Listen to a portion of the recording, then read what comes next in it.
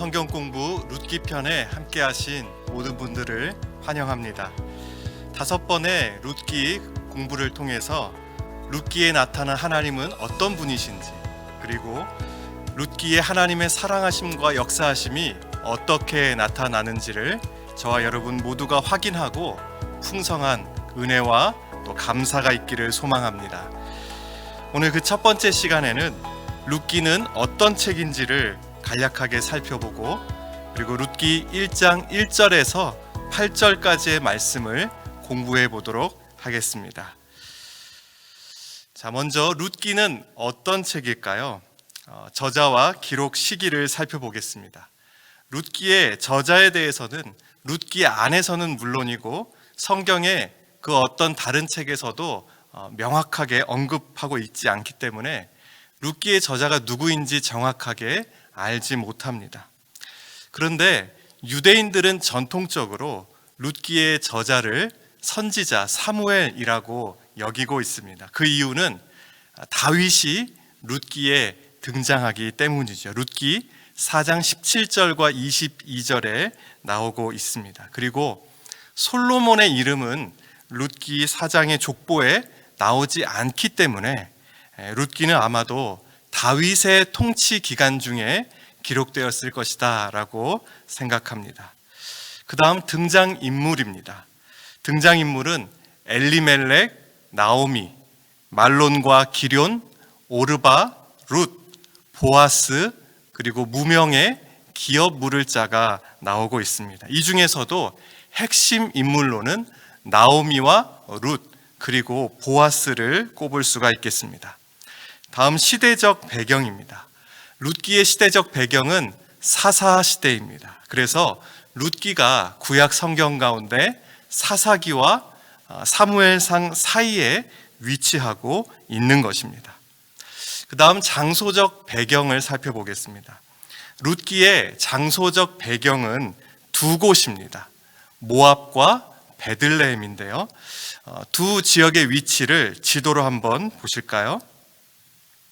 네, 여기 보시면 왼편에 유다 베들레헴이 있고, 저 오른쪽으로 이제 사해 건너 모압 지역이 있는 것을 확인하실 수가 있습니다. 1장 1절에서 18절까지는 모압이 장소적인 배경입니다. 그리고 1장 19절에서 마지막 4장까지는 유다 베들레헴이 장소적인 배경입니다. 좀 더 구체적으로 보자면 1장 19절에서 2장 23절은 베들레헴의 추수터가 그 장소적인 배경입니다. 3장의 장소적인 배경은 베들레헴에 있는 보아스의 타작 마당입니다. 그리고 4장은 베들레헴 성읍 안에서 일어난 이야기가 나오고 있습니다.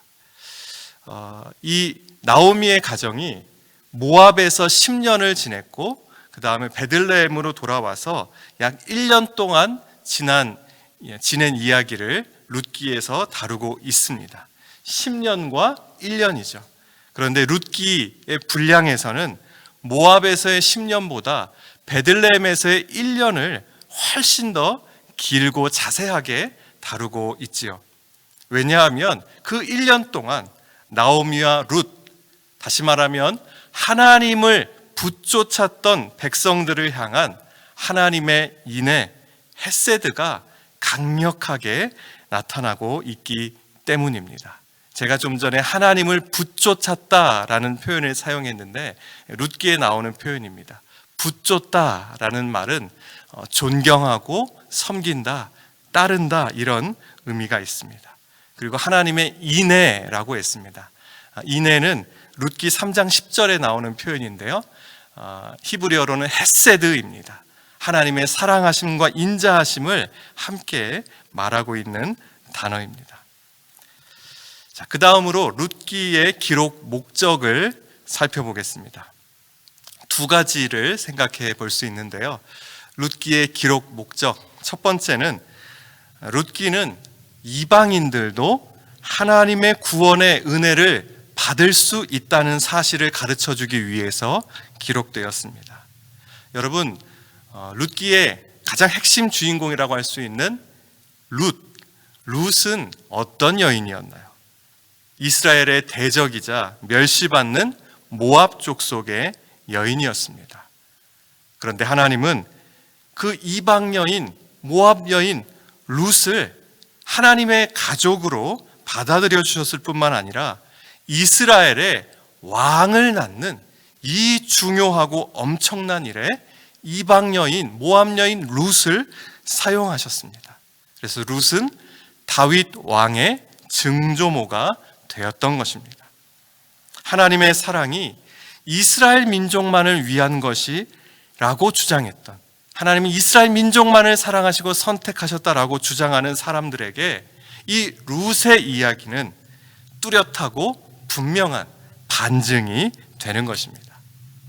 룻기의 기록 목적 두 번째는 하나님은 우리에게 인애, 헤세드를 원하신다는 사실을 알려주기 위해서 기록되었습니다. 나오미가 텅 비어졌다는, 그랬다가 다시 채워지는, 그리고 기업 물을 자를 잃었다가 다시 얻게 되는 것은 룻과 보아스라는 경건한 남은 자들이 보여준 인애, 헤세드 때문이었습니다. 그래서 룻기에서 말하는 인애라는 것은 한 믿음의 공동체에서 약한 자가 곤경에 처했을 때 강한 자가 자발적으로 보여주는 충성과 사랑이라고 말할 수 있겠습니다. 다시요. 룻기에서 말하는 인애란 한 믿음의 공동체에서 약한 자가 곤경에 처했을 때 강한 자가 자발적으로 보여주는 충성과 사랑이라고 하겠습니다. 룻기의 하나님은 기적으로 그의 백성의 메마른 삶을 풍요롭게 바꾸지 않으십니다. 룻기의 하나님은 믿음의 공동체가 서로서로를 대하는 태도 가운데 임재하셔서 역사하셨습니다. 서로서로를 돌보는 책임이 믿음의 공동체의 구성원들 각자에게 주어진다는 것입니다.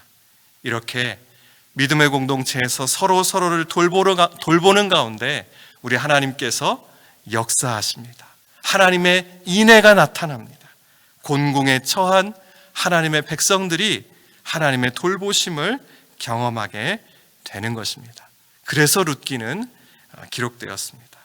자, 이렇게 룻기의 기록 목적까지 살펴봤는데요. 룻기가 어떤 책인지 이제 좀 감이 잡히시죠? 자, 그럼 이제 본문으로 들어가 보겠습니다. 저는 오늘 본문의 제목을 우연을 지우고 섭리를 발견하다 이렇게 정해 보았습니다. 제가 만든 문장은 아니고요. 제가 룻기 이제 공부를 하다가 어느 책에서 발견한 문장이 너무 좋아서 그대로 제목으로 가져왔습니다. 먼저 오늘 본문인 룻기 1장 1절에서 8절을 우리 같이 읽겠습니다. 사사들이 치리하던 때에 그 땅에 흉년이 드니라.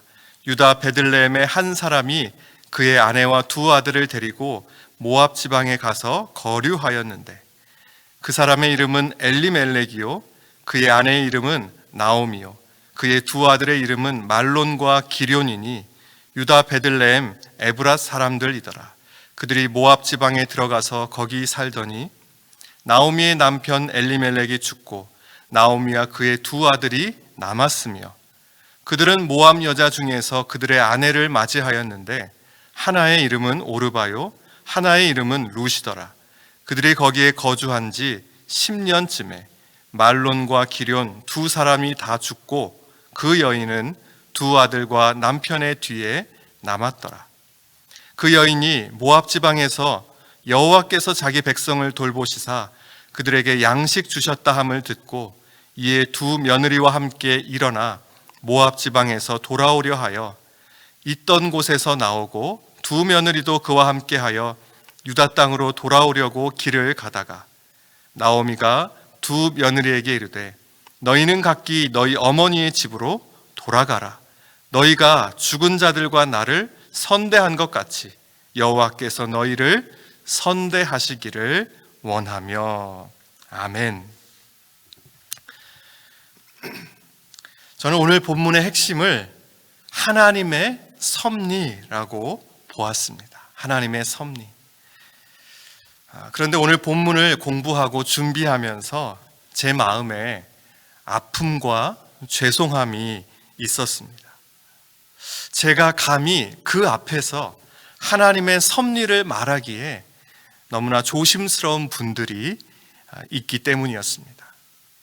지나온 인생의 길을 쉽게 하나님의 섭리라고 말하기에는 너무나 고통스러운 분들이 계시기 때문이죠.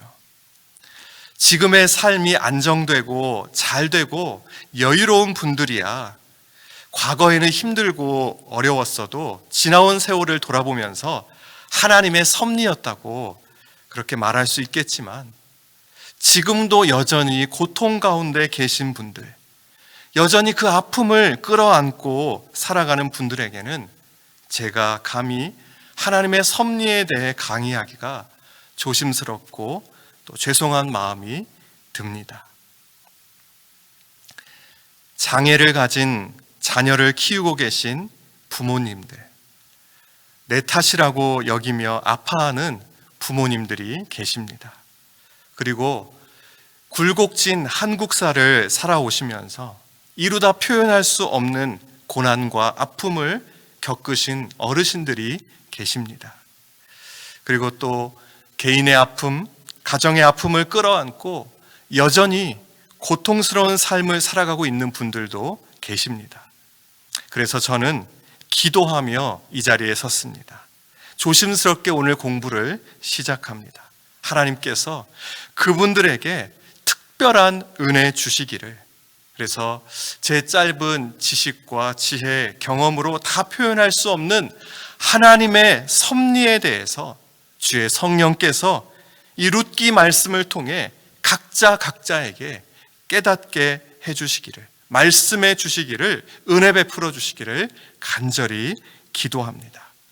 그럼 이제 정말 본문으로 들어가 보겠습니다. 1절을 다시 보시면 사사들이 치리하던 때에 그 땅에 흉년이 드니라 이렇게 나옵니다. 사사시대를 배경으로 하는 룻기는 이스라엘의 대대적인 흉년이 찾아오는 장면으로 시작합니다. 룻과 나오미를 포함한 룻기의 모든 등장인물들은 바로 이 흉년 때문에 삶이 크게 바뀌었습니다. 난데없이 찾아온 흉년처럼 모든 사람들은 저마다 다양한 문제를 안고 살아가고 있죠. 누구나 문제를 만납니다. 아무런 문제 없이 사는 사람은 없습니다. 젊은이는 젊은이대로, 노인은 노인대로, 남자는 남자대로, 여자는 여자대로, 어른은 어른대로, 또 아이는 아이대로 다 문제를 안고 살아가고 있습니다. 초등학생 아이들을 보면서 저 아이들한테 무슨 걱정이 있을까 하고 생각할 수도 있습니다. 그런데 한 번은 9살짜리 초등학생의 투신 자살 기사를 제가 본 적이 있습니다. 왜 이 9살짜리 아이가 그렇게 무서운 일을 저질렀을까요? 왜 스스로 생을 마감했을까요? 기사를 보니까 그 이유가 이렇게 나와 있습니다. 이 9살짜리 꼬마 아이가 여자친구가 있었나 봐요. 그래서 여자친구에게 2,000원짜리 생일 선물을 사주려고 했는데 엄마가 1,000원밖에 주시지 않은 거예요. 그래서 자기가 생각했던 그 선물을 사지 못한 겁니다. 그 좌절감 때문에 이 아이가 투신 자살을 했다는 기사였습니다. 겨우 그 돈 1,000원 때문에, 1,000원이 모자라서 9살짜리 아이가 삶을 포기한다니 너무나 안타깝고 어이없지만 그 아이로서는 나름대로 심각한 고민이었고 문제였을 겁니다. 우리나라에서 가장 바쁜 사람들이 누구인 줄 아십니까? 초등학생들입니다. 학원이다, 과외다 해서 하루 종일 아이들이 바쁘게 돌아다닙니다. 제가 수년 전에 고등부 사역을 교회에서 했었는데요. 고등부 아이들을 만나고 싶어서, 고등부 학생들 신방하고 싶어서 아이들을 찾아가도, 아이들에게 연락해도 만나기가 무척 어려웠습니다. 전화를 해서, 카톡을 해서 1시간만 시간을 내달라, 좀 만나서 이야기 좀 하자라고 해도 아이들에게 시간이 없는 거예요. 학교 끝나자마자 학원으로 달려가야 되고, 학원에서 중간에 저녁 식사 시간에 잠깐 얼굴 좀 보자 했더니 식사 시간이 20분인데 그 20분 동안 학원에서 나와서 편의점 가서 컵라면 먹고 뭐 김밥 먹고 그렇게 다시 빨리 학원으로, 수업으로 돌아가야 되기 때문에 목사님 만나서 얘기할 시간이 없다는 겁니다. 아이들의 삶이 이렇다 보니 어른 못지않게 아이들도 수많은 문제를 안고 살아갑니다. 인생의 흉년은 누구나 맞이할 수 있는, 피할 수 없는 우리 삶의 한 부분입니다. 그런데 많은 사람이 자신에게 인생의 흉년이 찾아오면 비관하고 그것을 저주로 생각합니다. 왜 그럴까요? 우연히 일어난 불행, 우연히 나에게 찾아온 흉년이라고 생각하기 때문입니다. 하지만 우리 주님은 이렇게 말씀하십니다. 자, 마태복음 10장 29절 말씀을 함께 읽겠습니다. 참새 2마리가 한 아사리온에 팔리지 않느냐? 그러나 너희 아버지께서 허락하지 아니하시면 그 하나도 땅에 떨어지지 아니하리라. 아멘. 그러나 너희 아버지께서 허락하지 아니하시면 그 하나도 땅에 떨어지지 아니하리라. 여러분, 이 세상에 우연은 없습니다. 우연으로 일어나는 일은 저와 여러분의 삶 가운데 없습니다. 비록 인생이 불행한 우연의 연속처럼 보일지라도 여러분 꼭 기억합시다. 원하지 않는 숫자만 나오는 주사위처럼 내 인생이 풀리지 않는다고 생각되어도 우리는 기억해야 됩니다. 그럴 때 있지 않습니까? 윷놀이 할 때 이것만 나오지 않았으면, 개만 나오지 않았으면, 걸만 나오지 말아라 하는데 윷을 딱 던졌는데 하필 나오지 않아야 될 딱 그게 나오는 것처럼 내 인생이 도대체 되는 일이 하나 없다고 생각되어도 결코 우리는 잊지 말아야 합니다. 그러나 너희 아버지께서 허락하지 아니하시면 그 하나도 땅에 떨어지지 아니하리라. 모든 일은 하나님의 주관하심 가운데 이루어지고 또 그분의 계획하심 안에서 이루어진다는 사실을 말입니다. 재난, 사고, 불행한 일들을 하나님이 하신 것은 결코 아니죠. 그러한 것들까지도 하나님의 주관하심 아래 있다는 것입니다. 하나님이 하신 것은 아니지만 주관하심 아래 있다는 겁니다. 반대로 생각해 보면요, 재난, 사고, 불행한 일들이 하나님의 주관하심 밖에 있다라고 한다면 어떻게 하나님이 전지전능하신 분이 될 수 있겠습니까? 그러므로 하나님의 주관하심을 벗어나는 일이란 있을 수도 없고 있어서도 안 되는 것입니다. 그래서 하나님의 섭리를 알려면 제일 먼저 이것을 알아야 합니다. 그것은 바로 이 세상에 우연이란 없습니다. 자, 1절을 다시 보실까요? 사사들이 치레하던 때에 그 땅에 흉년이 드니라. 유다 베들레헴의 한 사람이 그의 아내와 두 아들을 데리고 모압 지방에 가서, 어디요? 모압 지방에 가서 거류하였는데. 죄송합니다. 사람들이 움직이는 가장 크고 직접적인 원인, 이유 중에 하나가 두려움 때문이라고 합니다. 그렇다면 이 두려움의 근원은 무엇일까요? 내가 의지하고 내가 붙잡을 무언가가 어디에도 없다고 느껴질 때, 그때 우리는 두려움을 느끼지 않습니까? 나를 붙들어줄 절대적인 존재가 없다고 생각하기 때문에, 그래서 모든 일을 나의 머리, 내 능력으로 헤쳐나가야 한다고 생각하기 때문에 두려운 것입니다. 모든 것이 전적으로 내 손에 달려있다고 생각하니 두려움이 찾아오고 감당하기 버거워지고 부담스러운 것입니다. 사사기 21장 25절 말씀을 보시겠습니다. 그때에 이스라엘에 왕이 없으므로 사람이 각기 자기 소견에 옳은 대로 행하였더라. 자, 룻기가 사사시대를 배경으로 하고 있다고 했습니다.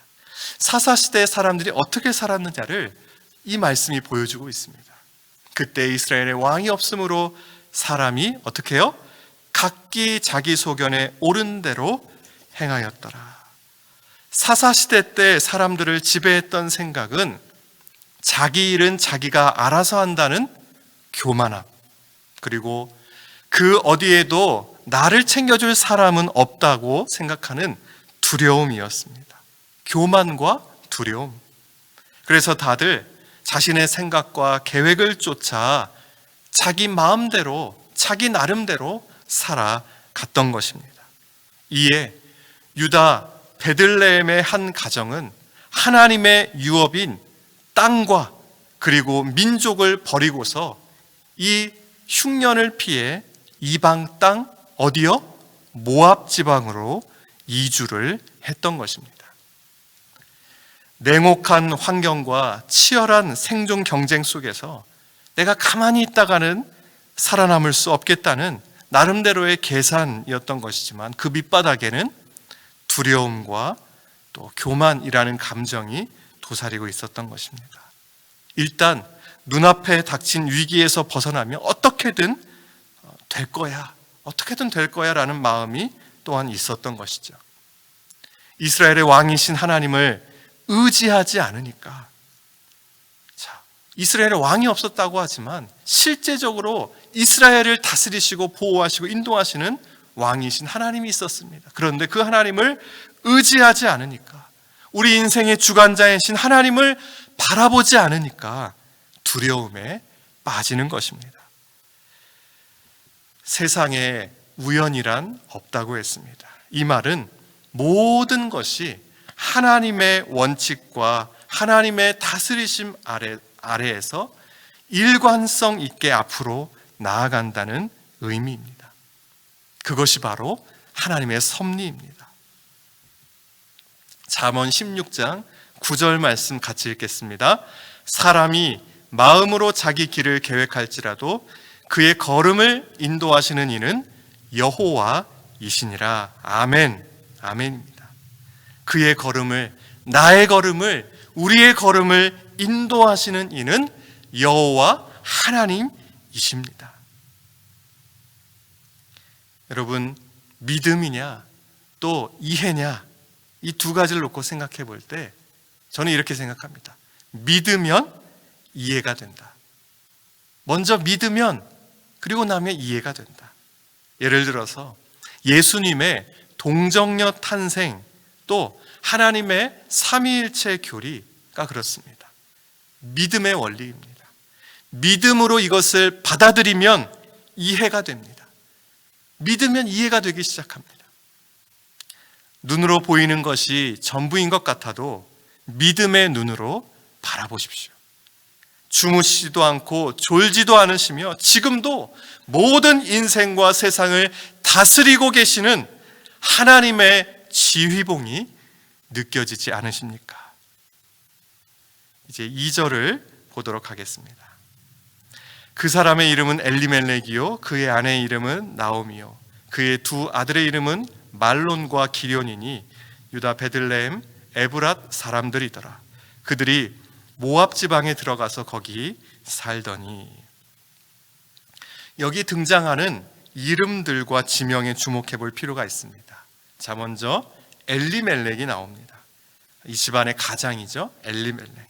그 이름의 뜻은 하나님은 왕이시다, 이런 뜻입니다. 엘리멜렉, 하나님은 왕이시다. 자, 그리고 그의 아내 나오미가 나옵니다. 나오미, 그 이름의 뜻은 기쁨, 즐거움, 이런 뜻입니다. 그리고 이들이 베들레헴 사람이라고 나오는데, 베들레헴, 그 뜻은 떡집, 빵집, 이런 뜻입니다.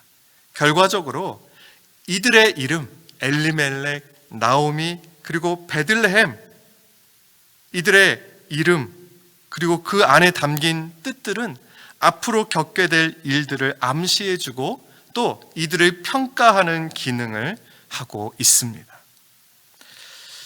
이스라엘 백성들은 하나님이 약속으로 주신, 그리고 그 약속이 실제 이루어진 가나안 땅을 차지한 후에 얼마 동안은 하나님을 잘 섬겼습니다. 여호수아가 있을 때까지는 말이죠. 그러나 여호수아가 죽고 난 이후에 점점 우상을 가까이 하더니 이제는 완전히 우상을 섬기고 하나님의 말씀에 불순종하게 되었고, 결국 하늘 문이 닫혀버리고 비가 내리지 않았습니다. 그리고 유대 땅에는 큰 흉년이 들고 말았습니다. 떡집, 빵집이라는 이름과 정반대가 되어버려서 이제는 텅 비어버린, 먹을 것이 없는 베들레헴이 되어버린 것입니다. 그래서 결국 엘리멜렉과 나오미는 이 약속의 땅을 떠나 다른 곳으로 이주하기로 결정합니다. 엘리멜렉, 왕이신 하나님을 섬겨야 하는데, 나오미, 기뻐하고 즐거워하라는 이름과는 정반대의 삶을 살아가게 되는 것입니다. 이들이 모압으로 이주했다는 것에는 큰 의미가 있습니다. 이스라엘 민족은 하나님이 12지파에게 분배해 주신 토지를 집안별로 대대로 소유하고 있었습니다. 그리고 그들에게 하나님이 주신 희년 제도는 이것을 뒷받침해 주는 사회적인 안전망이었습니다. 그런데 엘리멜렉이 그런 하나님이 주신 땅, 대대로 그 가문해 주신 땅을 버리고 다른 땅 모압으로 가버린 것입니다. 이것은 하나님의 약속과 돌보심을 믿지 못하는 행동입니다. 엘리멜렉이라는 이름에 걸맞지 않는 행동입니다. 이는 단순히 지리적인 거리뿐만 아니라 하나님과 관계적인 거리도 멀어졌음을 의미합니다. 엘리멜렉과 나오미가 저지른 최대의 실수는 그들의 창조주, 그들의 왕이신 하나님께 가까이 나아가야 했는데 그것이 아니라 오히려 하나님과 멀어져 버렸다는 데 있었던 것입니다. 에베소서 2장 10절 말씀 함께 읽겠습니다. 우리는 그가 만드신 바라 그리스도 예수 안에서 선한 일을 위하여 지으심을 받은 자니 이 일은 하나님이 전에 예비하사 우리로 그 가운데서 행하게 하려 하심이니라. 아멘. 태초 이전부터 하나님은 우리를 향해 계획을 세워두고 계셨습니다. 아멘. 그리고 그것은 지금 나의 모습과 관계가 없이 그 계획은 지금도 여전합니다. 비록 지금 하나님의 예비하심과 날 향한 계획을 내가 잊어버리고 살고 있다고 할지라도 하나님께 나아가는 즉시, 우리가 지금 하나님께 나아가는 즉시 우리는 기억하며 또 깨닫게 될 것입니다. 그리고 그분을 나의 왕으로 모시는 삶, 그분을 기뻐하며 즐거워하는 삶을 우리가 회복하게 될 것입니다. 언제요? 하나님께 나아가는 그 순간, 그 자리에서 말입니다. 그러므로 기억하십시오. 하나님이 지으신 모든 것에는 존재하는 이유와 목적이 있다는 사실입니다. 저와 여러분도 마찬가지입니다. 창조주에게 가까이 나아갈수록 존재의 목적과 의미를 발견하게 됩니다. 바로 이 발견 속에 우리 마음에 진정한 안정감이 있게 됩니다. 룻기 1장에서 우리는 슬픔의 눈물을 봅니다. 하지만 4장으로 가게 되면 기쁨의 웃음을 보게 될 것입니다. 1장에서는 불안하고 방황하고 두려워하는 모습을 발견하지만 4장으로 가게 되면 안전한 삶의 모습을 발견합니다. 1장에는 고독과 외로움이 있지만 4장에는 결혼이라는 새로운 시작과 행복한 교제가 있습니다. 1장에서 저주받은 인생의 모습을 본다면 룻기 4장에서는 축복받은 인생의 모습을 보게 됩니다. 1장은 장례식으로 시작하지만 4장은 신혼과 또 출생의 이야기가 나옵니다. 1장에는 비참히 버려진 무명의 사람이 가득하지만 4장에는 이스라엘 역사의 무대에 화려하게 등장하는 하나님의 사람이 가득합니다. 우리가 룻기 1장만 보면 하나님의 섭리에 대해 고백하기가 어렵습니다. 그러나 4장이 있습니다. 자, 룻기 4장 13절에서 17절을 한번 같이 보도록 하겠습니다. 이에 보아스가 룻을 맞이하여 아내로 삼고 그에게 들어갔더니 여호와께서 그에게 임신하게 하심으로 그가 아들을 낳은지라. 여인들이 나오미에게 이르되 찬송할지로다. 여호와께서 오늘 내게 기업 물을 자가 없게 하지 아니하셨도다. 이 아이의 이름이 이스라엘 중에 유명하게 되기를 원하노라. 이는 내 생명의 회복자이며 내 노년의 봉양자라. 곧 너를 사랑하며 7 아들보다 귀한 내 며느리가 낳은 자로다 하니라. 나오미가 아기를 받아 품에 품고 그의 양육자가 되니 그의 이웃 여인들이 그에게 이름을 지어주되 나오미에게 아들이 태어났다 하여 그의 이름을 오벳이라 하였는데 그는 다윗의 아버지인 이새의 아버지였더라. 아멘. 1장과 4장이 이렇게 큰 차이를 보이는 이유는 무엇일까요? 그 이유는 1장과 4장 사이에 이야기가 있기 때문입니다. 1장과 4장 사이에 놀라운 이야기들이 있습니다. 1장과 4장 사이에는 2장밖에 없지만 이 짧은 내용 속에 놀라운 드라마 한 편이 담겨 있습니다. 소망을 잃고 방황하는 룻과 나오미를 통해 밑바닥 인생도 넉넉하게 역전시켜 주시는 우리 하나님의 인애, 헤세드, 하나님의 역사를 보게 됩니다. 처참하게 망가진 상황과 환경 속에서도 우리 하나님의 섭리는 계속해서 이어지는 것을 볼 수가 있습니다. 우리 자신을 한번 볼까요? 지금 이 자리까지 오게 된 것이 여러분 나의 힘과 실력 때문이었습니까? 아무리 생각해봐도 우리는 하나님의 때가 언제인지 분별하고 찾을 수 있는 믿음이나 자격이 있는 사람이 아닙니다. 그럼에도 여기까지 올 수 있었던 것은 무슨 이유일까요? 바로 하나님이 하셨기 때문입니다. 하나님의 섭리 때문입니다. 하나님께서 그분의 목적에 따라 여기까지 저와 여러분을 데려오신 것입니다.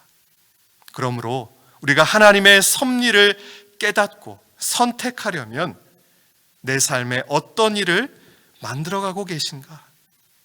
그것을 우리가 알아야 됩니다. 하나님께서 내 삶에 어떤 일을 만들어가고 계신가? 내 삶을 이끄시는 주님이 무엇을 지금 원하고 계신가? 여기에 주목하며 우리가 가야 합니다. 목적을 알고 그것을 따르면 자연스럽게 하나님의 섭리에 따라 우리가 앞을 향해 나아갈 수 있게 되는 것입니다. 자, 결국 나오미는 아는 사람 하나 없는 이방 땅에서 남편과 2 아들을 다 잃었습니다. 그리고 그녀의 곁에 남아있는 사람은 이 모압 땅에서 며느리로 맞이한 2 뿐이었습니다. 바로 그때 이스라엘 땅에 큰 풍년이, 어마어마한 풍년이 들었다는 소식이 들렸습니다. 그래서 나오미는 고향으로 돌아가기를 결심합니다. 2 며느리도 시어머니를 따라 길을 나섰는데 이래저래 마음에 걸린 나오미는 결국 2 며느리들에게 이제 너희들 친정으로 돌아가라고 말합니다. 자, 오늘 본문 8절을 보겠습니다. 나오미가 2 며느리에게 이르되 너희는 각기 너희 어머니의 집으로 돌아가라. 너희가 죽은 자들과 나를 선대한 것 같이 여호와께서 너희를 선대하시기를 원하며. 소망 없는 자신을 따르는 며느리들이 불쌍하기도 했을 겁니다. 고향에 이방인 며느리들을 데리고 돌아가기도 나오미에게는 난처한 일이었을 겁니다. 나오미는 두 며느리에게 돌아갈 것을 명합니다. 어쩌면 그동안에 이런 밑바닥 상황으로 몰고 간 잘못된 선택을 완전히 다 지워버리고 싶었는지도 모르겠습니다. 사람의 인생은 여러 선택과 결정으로 달라지고 수정되어서 오늘 현재의 상황과 모습으로까지 이어집니다. 망하려고 무언가를 선택하는 사람은 하나도 없습니다. 아파 보려고, 잘 살기 싫어서 무언가를 선택하는 사람은 아무도 없죠. 누구나 다 행복해지려고, 잘 살아보려고, 그리고 그것이 옳다라고 생각해서 선택합니다. 그런데도 이상하게 나뿐 아니라 주변 사람에게까지 고통을 주는 선택이 있습니다. 그래서 그렇게 하지 않았더라면 얼마나 좋았을까? 내가 거기 가지 않았더라면 얼마나 좋았을까? 이렇게 후회하거나, 또는 난 왜 이렇게 운이 없을까? 재수 없는 내 인생, 내 팔자야 하는 운명론에 빠져버리고 맙니다. 나오미에게도 이런 뼈저린 후회와 탄식이 있었을 것 같습니다. 그래서 모압행이라는 잘못된 선택에서 비롯된 모든 것을 지워버리고 싶었을 것입니다. 하지만 이마저도 뜻대로 되지 않습니다. 오르바라는 며느리는 돌아갔는데 룻이라는 며느리는 끝까지 고집을 피우면서 자신을 따라왔기 때문입니다. 아마 나오미는 도대체 내 마음대로 되는 게 하나도 없어 라고 투덜거리면서 고향 베들레헴으로 향했을지도 모르겠습니다. 그런데 이와 같을 때에 하나님의 백성들의 생각이 어떠해야 할까요? 믿음의 사람들의 자세가 어떠해야 합니까? 어떤 일이나 사람을 만나더라도 비록 그것이 현재의 아픔과 상처의 원인이라고 할지라도 그 일이 도리어 한 단계 성장하는 하나님이 내게 주신 좋은 기회가 될 수 있다고 생각해야 됩니다. 어쩌면 나에게 원수 같은 사람이었는데 그 사람이 이제는 나의 동역자가 될 수 있는 과정 가운데 있다고 생각해야 되는 것입니다. 하나님은 나오미가 내심 떨쳐내버리고 싶어 했던 이방 여인 룻, 이 끝까지 따라오는 며느리 룻을 들어서 하나님은 사용하셨고, 그리고 아버지 뻘 되는 노년의 보아스를 하나님은 사용하셨습니다. 우리가 하나님의 섭리를 깨달아 알기 위해서는 인생에서 일어나는 모든 것들이 합력하여 선을 이루게 된다는 사실을 우리가 바라볼 수 있어야 합니다. 우리를 향한 계획을 성취하시는 하나님의 놀라운 섭리와 역사를 우리가 볼 수 있어야 합니다. 그래서 마지막으로 여러분과 이 말씀을 읽도록 하겠습니다. 로마서 8장 28절 말씀. 여러분 이 말씀 참 좋아하시죠? 저도 참 좋아하는 말씀입니다. 같이 읽겠습니다. 우리가 알거니와 하나님을 사랑하는 자 곧 그의 뜻대로 부르심을 입은 자들에게는 어떻게 해요? 모든 것이 합력하여 선을 이루느니라. 아멘. 한 번 더요. 우리가 알거니와 하나님을 사랑하는 자 곧 그의 뜻대로 부르심을 입은 자들에게는 모든 것이 합력하여 선을 이루느니라. 아멘. 아멘입니다. 하나님은 모든 것을 통해 우리의 삶 가운데 하나님의 뜻을 이루어 내십니다. 우리의 수많은 죄와 허물, 반항, 상처, 아픔, 연약함과는 상관없이 하나님은 하나님 보시기에 최선의 길, 하나님 보시기에 행복의 길을 우리의 삶에 열어 주십니다. 룻기를 통해 우리가 볼 수 있듯이 하나님은 가장 처참한 인생, 가장 밑바닥 인생, 하나님께 벌받고 고통받는 인생, 하나님의 백성이 될 수 없는 이방인을 들어서 하나님의 뜻을 이루어내시는 도구로 사용해 주십니다.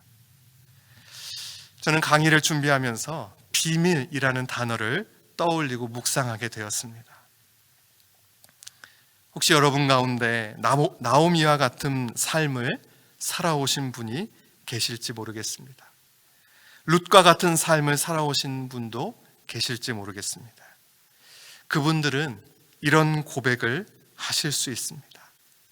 하나님과 나만이 아는 비밀이 있다고. 다른 사람은 다 알지 못하는 하나님과 나만 아는 비밀이 있다고 말입니다. 하나님이 내게 주신 비밀한 은혜와 깨달음이 있다고 말입니다. 나에게는 비밀한 믿음이 있다고 고백하실 줄 압니다. 이 시간 오늘 이 룻기 말씀을 나눈 여러분 모두를 축복합니다. 여러분에게 룻기 4장의 은혜가 꼭 경험되어지시기를 우리 주님의 이름으로 축복합니다. 하나님의 섭리를 이 룻기 공부를 통해 더 깊이 묵상하고 깨달아 가시기를 바랍니다. 하나님의 섭리를 분별해내는 지혜가 우리 모두에게 있기를 소망합니다. 상처와 아픔까지도 합력하여 선을 이루어 내시는 그런 하나님 안에서는 모든 것이 성장의 영양소가 될 수 있습니다. 하나님이 만드시는 선이란 바로 그런 것입니다. 하나님의 섭리는 바로 그런 것입니다. 기도하겠습니다. 자비로우신 하나님, 오늘 이 말씀을 통해, 오늘 이 공부를 통해 우리 생애에, 우리의 삶에 일어나는 모든 것에 우연이란 없음을 기억하게 하여 주시옵소서. 하나님의 섭리와 역사를 깨닫는 지혜를 우리에게 주시기를 원합니다. 하나님이 역사하시는 그 하나님의 섭리의 손길을 볼 수 있는 눈을 우리에게 열어 주시옵소서. 모든 것이 합력하여 선을 이루게 하시는 하나님의 온전하고 선하신 뜻을 붙잡는 우리 모두가 되게 하여 주시옵소서. 그래서 이 믿음을 소유한 하나님의 백성들이 누리는 안정감과 용맹함을 가지고 살아가게 하여 주시옵소서. 앞으로 계속되어질 룻기 성경 공부를 통해 우리에게 계속해서 말씀해 주시고 은혜 베풀어 주실 것을 믿사옵고 감사드리며 예수님의 이름으로 기도하옵나이다.